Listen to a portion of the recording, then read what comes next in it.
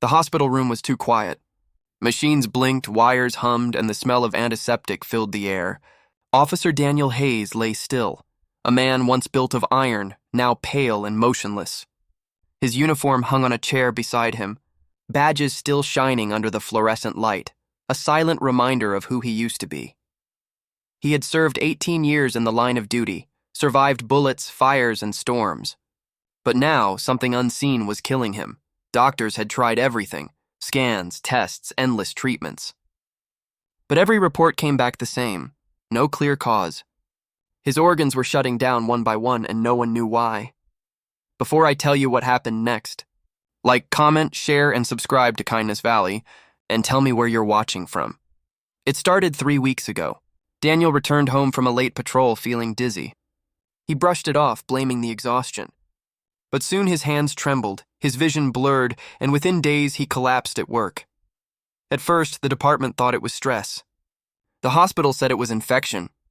Then they said it was autoimmune. Then they stopped saying anything at all. His wife, Emily, never left his side. And neither did his service dog, a golden retriever named Max. Max had been with Daniel for 7 years. The bond between them wasn't just training. It was something sacred. When Daniel walked into danger, Max followed without hesitation. When Daniel bled, Max whimpered until help came. Now Max sat near the hospital bed, his head resting on Daniel's arm, eyes full of confusion. One night, when the doctors had given up, Emily noticed something strange. Max wouldn't leave Daniel's side, not even for food.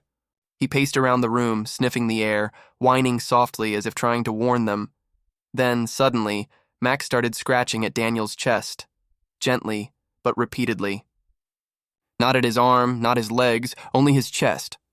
The nurses thought it was random behavior. But Emily knew better. She called the attending physician, begging him to take another look. "Please," she said, voice breaking. "He's trying to tell us something. Just check again."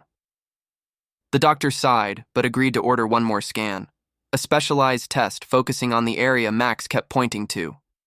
When the results came back, the room went silent.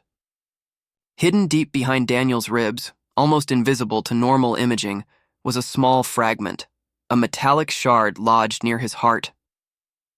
Years ago, during a chase, Daniel had been grazed by a bullet.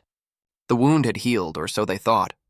But that fragment had been left inside him, slow poison, leaking toxins over time. The doctors rushed him into surgery.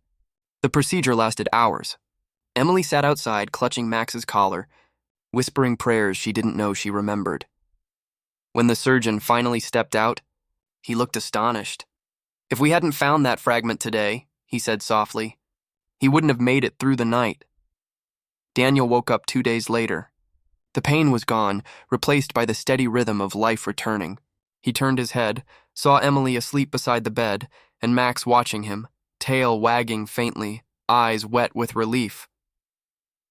For a long time, Daniel said nothing. He just reached out and placed his hand on Max's head. The gesture said everything words couldn't. A week later, Daniel walked, slowly, out of the hospital. The same officers who'd once saluted him for bravery now stood lined up in silence, some with tears in their eyes. Not for the medals he'd earned, but for the quiet bond that had saved his life. Reporters called it a miracle. The doctors called it a rare case. But Daniel called it something else: faith. Not the loud kind preached in churches, but the kind found in small moments, in eyes that can't speak but understand everything. That night, as he sat on his porch, Max lay beside him. The sunset spilled gold across the yard, turning every shadow into light. Daniel whispered, "You didn't just find the cause, buddy. You gave me a reason to live again." He looked up at the sky, the same sky he used to patrol under, and realized something profound. Sometimes healing doesn't come from medicine or miracles. It comes from love, quiet, loyal, and unspoken. It comes from those who never give up, even when everyone else does. If this story moved you, comment, and share your Kindness Valley thoughts below. And don't forget to subscribe for more untold stories.